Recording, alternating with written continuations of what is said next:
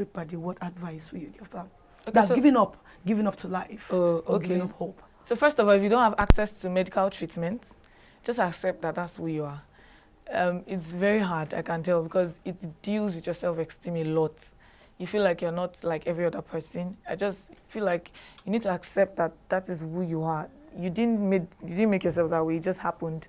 But if you have access to medical health or have access to medical treatment, just embrace the whole process. Don't be so engrossed in the process that you forget the lessons, the growth, and the fun. Because I had fun. I made sure I had fun. I would dress up, because I create content on Instagram and YouTube. I would dress up after moving my body, cream my face, do videos on Instagram and post, and nobody had an idea that I was actually going through pain. So most times in the night I used to feel all the pain after going through stress during the day. So I just want you to embrace the process, enjoy the pain, because there was a time my doctor told me that you get used to the pain. I was like, God forbid, I will not get used to pain. My dear, you get used to it. So just embrace the process, enjoy the pain, because it will get to a point like now, the way I am now, I know I've gone through those processes, but how I felt exactly, I cannot really tell. So just embrace the whole process.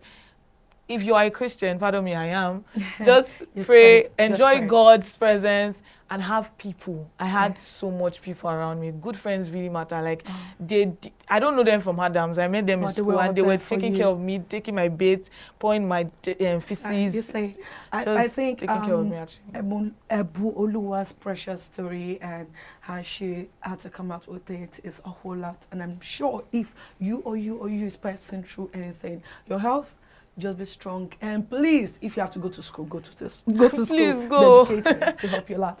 So thank you so much. We're glad having you in here. Yeah, thank you, and I'm sure Brand TV too. We're good. So, and we have come to the end of today's show. Remember, health is wealth, and remember, your voice is your network. So take care till I see you next time on People's Voice. Be good.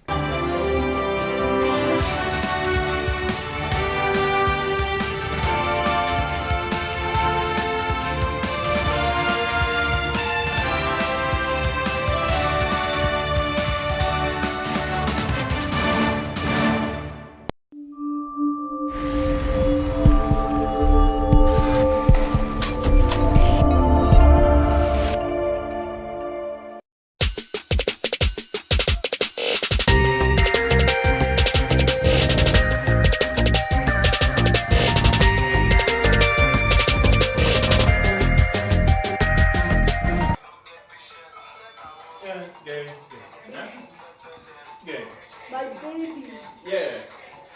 Baby. Come and see your school. Baby, put up this gang. Okay, what? We'll do it when we go outside. Baby, I tell you, this place, the king of Jassy. If you dream that you see money in your dream, when you do that place, you see the money in your room. Now, so all of them be. Baby. Lamba, salale. King of Jassy. The king of Jassy. Oh God, the way you come and say, I always go. Please, calm down. After you, there's no other. Hey. brought to you. Hey, Tinuka, you're here again, eh? See, when you called me, I just knew that there was something you wanted to tell me. Yes, about your husband or your boyfriend. Sir, this is the... That's your queen. Oh my God. I know, even Valentine is on the way, so I understand. So, what are we saying? See him. Hey! Tell him. Don't do that now. I'm a center. The king of Jassy. The king of... You see 3 times. King of Jassy. It's not me he's talking to. If you people are not ready to talk, I'll chase you out. Okay. The king of Jassyland. They are talking. The king of Jassyland. One more. The king of Jassyland. Oh, you're welcome to Jassyland. So, as I'm talking, I did hear you. now they roll the street. Hey! Center, okay. Get. Seven. I didn't even know you're here. Seven. But I even Jassy. Hey! I am a judge. You're in Jassyland. What are you telling me? So See, talk to me. I still. Okay. I don't sleep. I don't carry my baby for shares, you understand? In your dream? No, for real life. Okay. I'm sorry, I don't insist. I dey shop. You dey shop. If na solid swallow food now, like eba. Wait! No be solid food. Na pepper soup. Ah! I take you. It's the See, it not be say me and my babe enter at the same time. I thought you said she don't tell you. I tell you. You see here, I see things. And I'm sure it's a fish pepper soup you saw yourself licking in the dream. So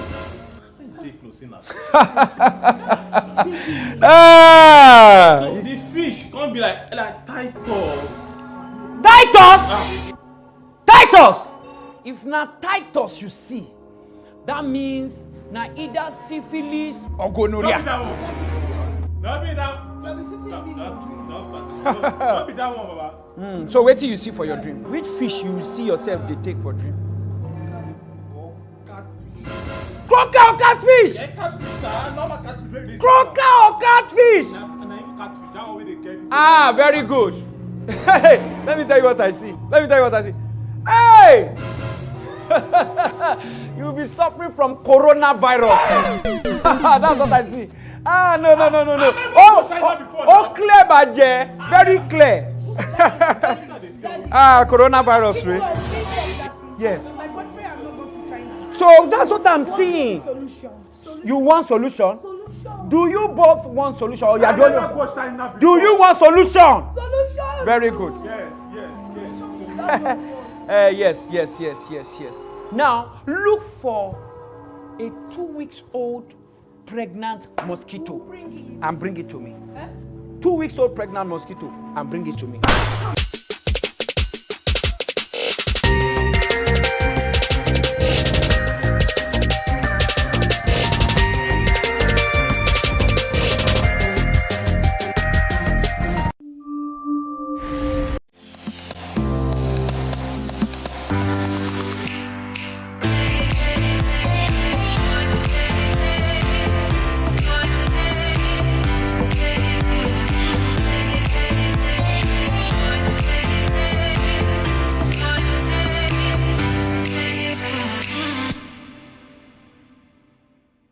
Good day, viewers. My name is Ebenezer Miracle, registered dietitian, and actually I'll be addressing an issue that has actually been going on and on, especially in the nutrition space and the health space. The question is, do carbs or will carbs make me fat? Carbs meaning carbohydrate.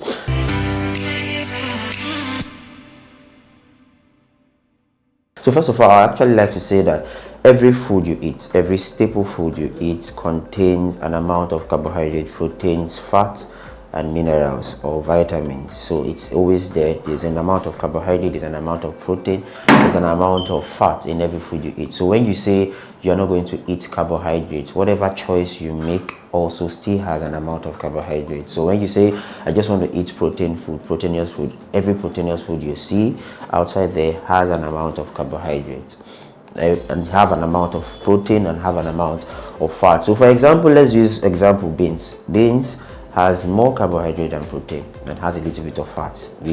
People are already getting to know that. It's already a trend that people are knowing. So now let's get back to the questions.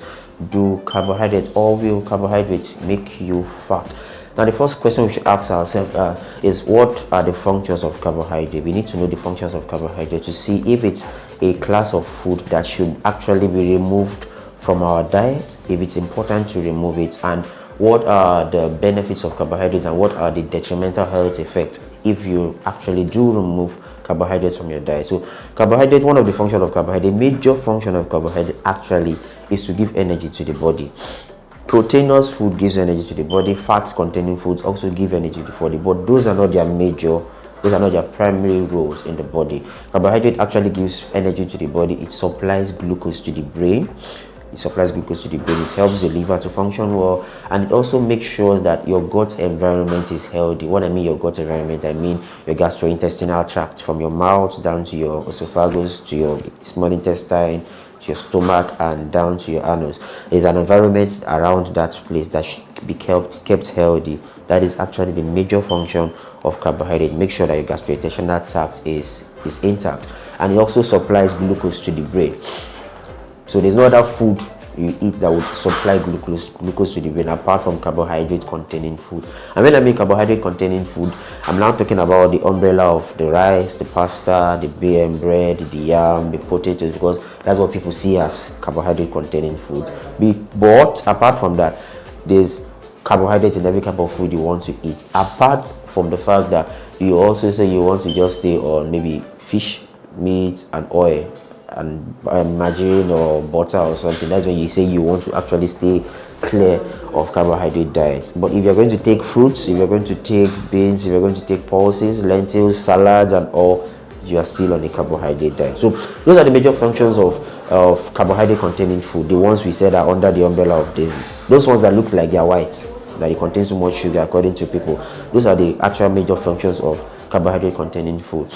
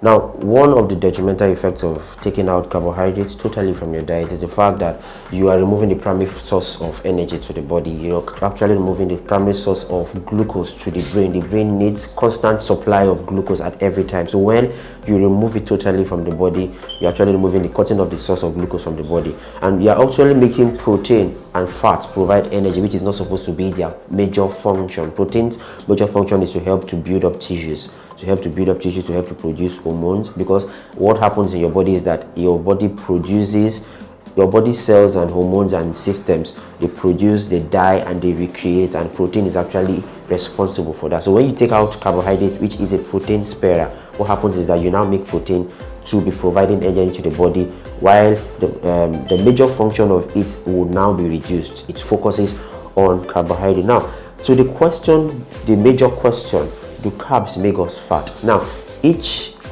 nutrient, that is the major nutrient, the macronutrients that are needed in high amount, that's why they are called macronutrients. They are also micronutrients. Each nutrient, per gram, they supply the body with an amount of energy per gram. So gram for gram, when you compare carbohydrate, protein and fat, 1 gram of carbohydrate gives about 4 kilocalories.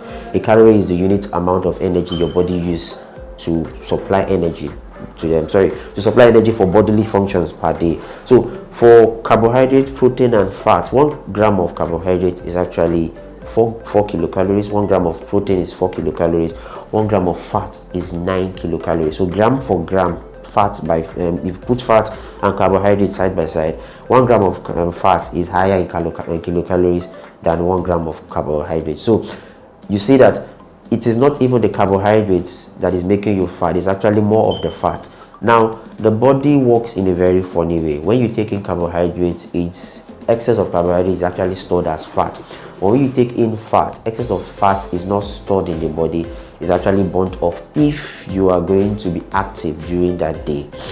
So your body is just like a system. What happens is it's like a garbage in, garbage out. The amount of calories you take in should be the amount of calories you give out in a day.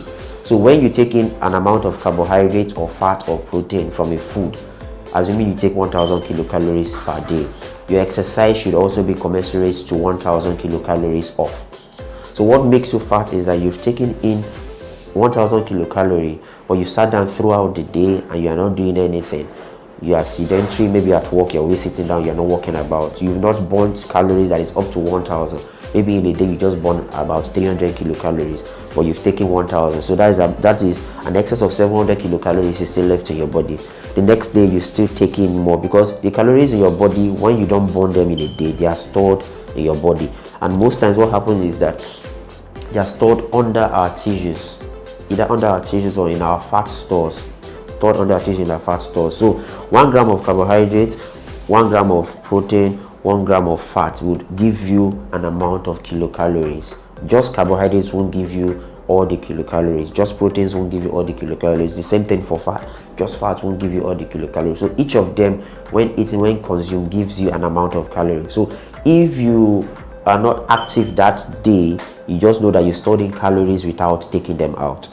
That is how it works. So one major nutrient won't be the one that is actually the culprit, or the fact that what will I use? What English should I use? One major nutrient won't be the reason why you are fat. No, or taking out one major nutrient to make you reduce in weight or something. No, that's not how it works. How the body works is the body works like a system. We bring in garbage and we take in garbage. We take in calories. We have to actually give out calories. So only carbohydrates is not what is going to make you fat. No, like I said from the beginning, every food you eat, every staple food you eat, be it rice, be it beans, be it plantain, potatoes. Do we have food in Nigeria? Actually, yes, we have a little bit of food in Nigeria. And all those things, oats and anything you can actually think of, all of them contains an amount of carbohydrates, fats, and proteins, which are the macronutrients. So you can't totally remove them from your diet. And carbohydrates also are not the ones making you fat. An excess intake of calories with a reduced amount of working out or exercise or activity, bodily activity, is what makes somebody fat, not carbohydrates in our diet. So the way you lose weight is you should know your body type. And then when I mean body type now, I don't mean the mesomorphs or endomorphs or something. I mean, what is your body size? What size are you? What is your height? What is your weight? What's your BMI possibly?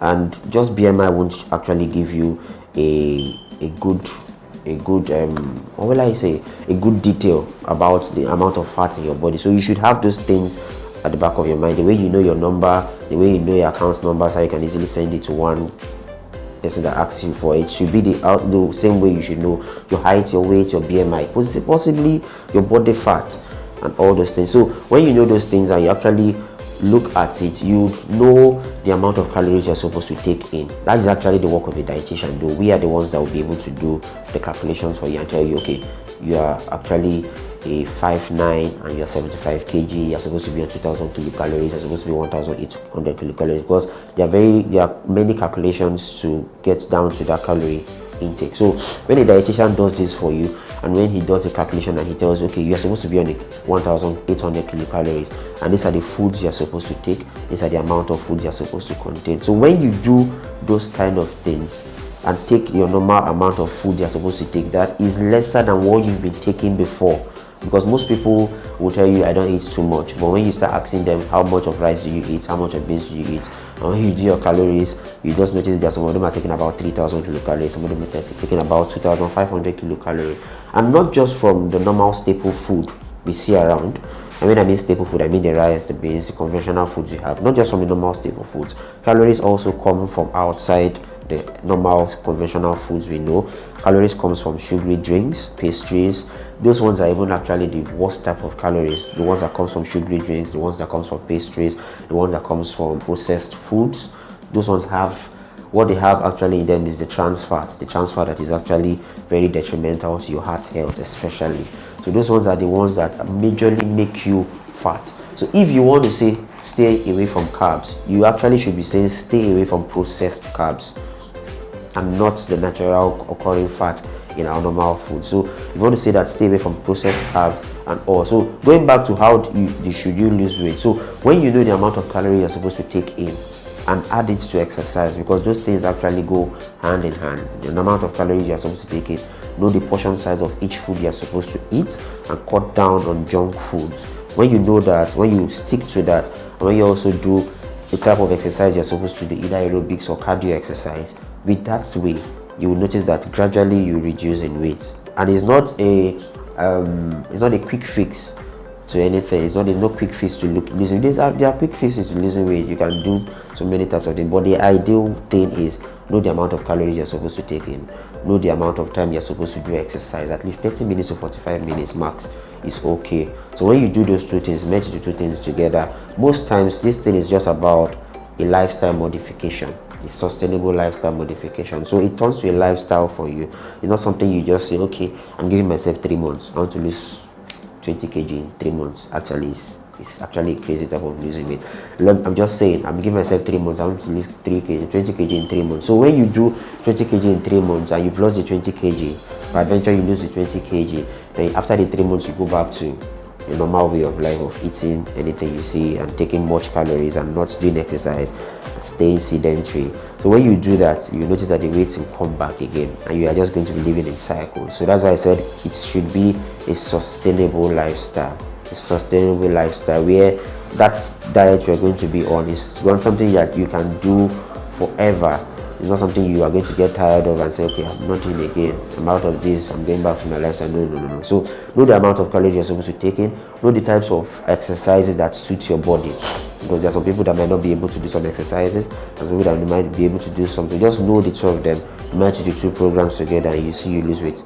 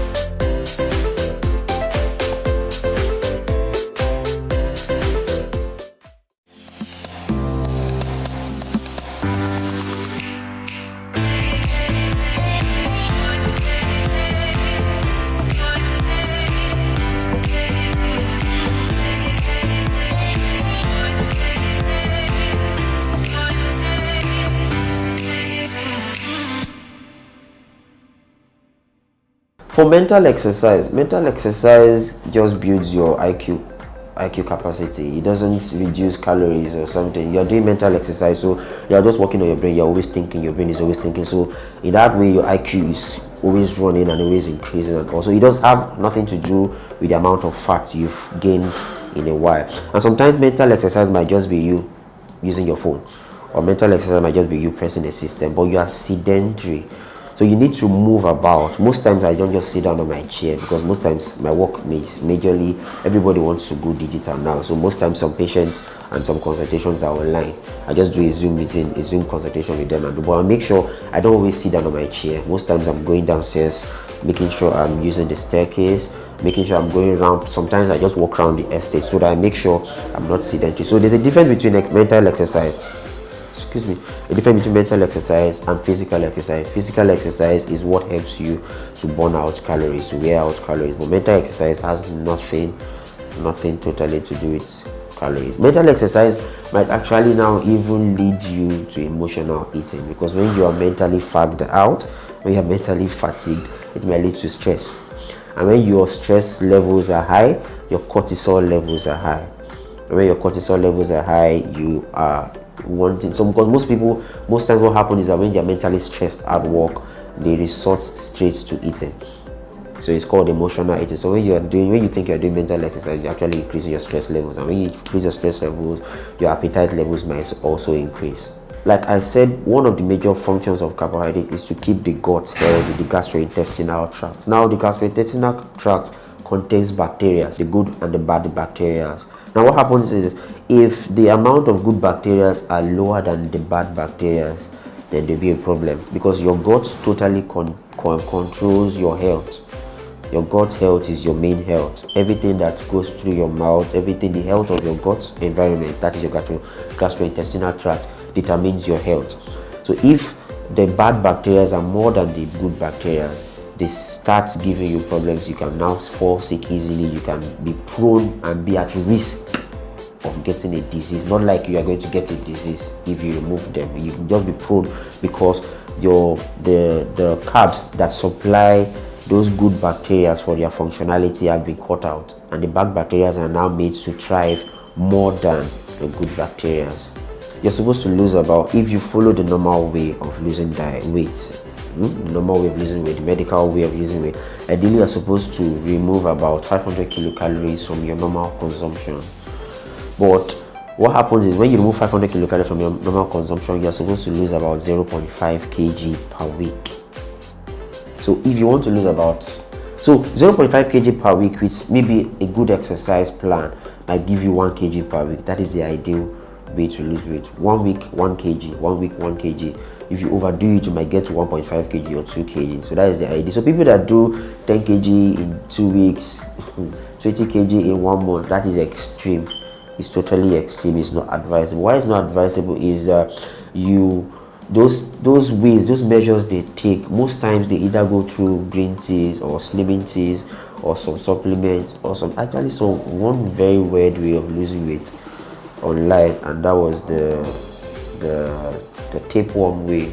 There are pills that contain tapeworm. You take it into your body, and the tapeworm disorganizes from the pill and gets to your stomach and eats parts of the food. And also people do so many things to lose weight, but